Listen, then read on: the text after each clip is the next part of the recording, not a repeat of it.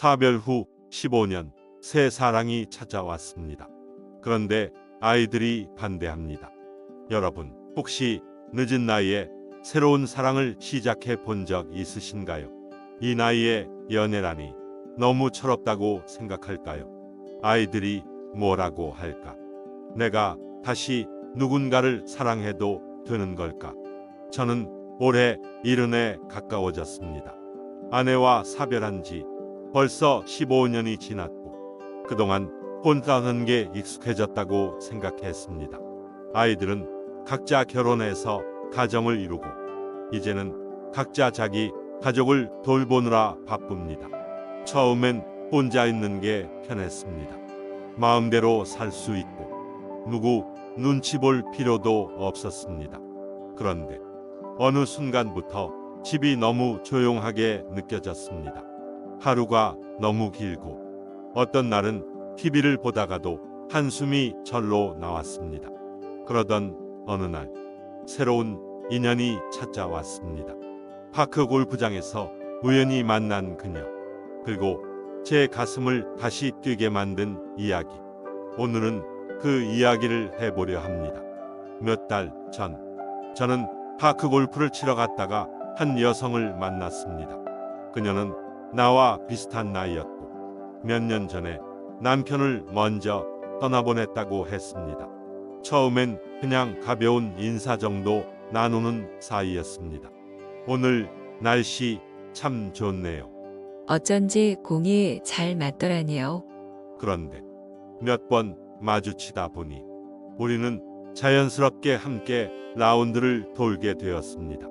그리고 언제부턴가 골프보다 그녀를 만나는 시간이 더 기다려지기 시작했습니다.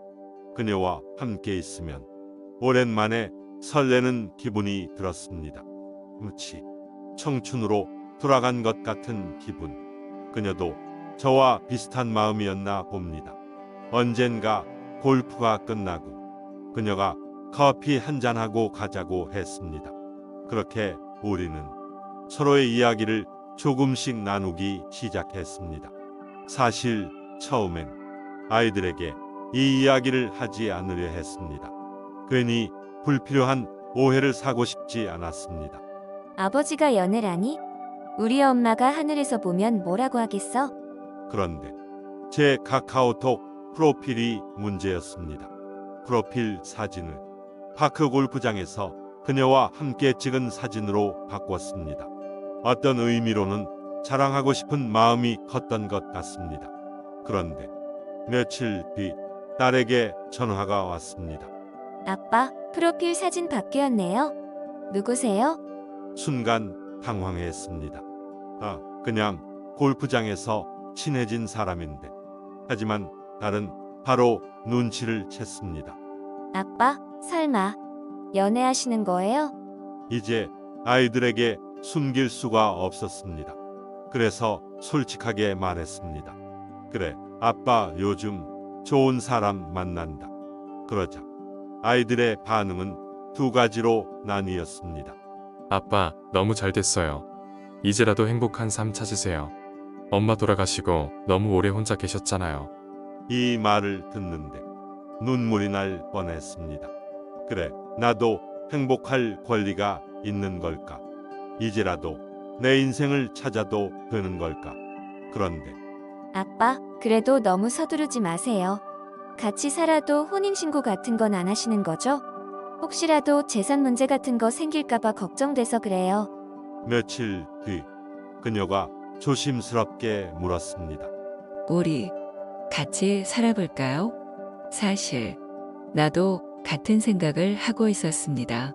이제 혼자 있는 게 너무 적적하고 함께 지내면 더 좋을 것 같았습니다. 그런데 문제는 혼인신고였습니다.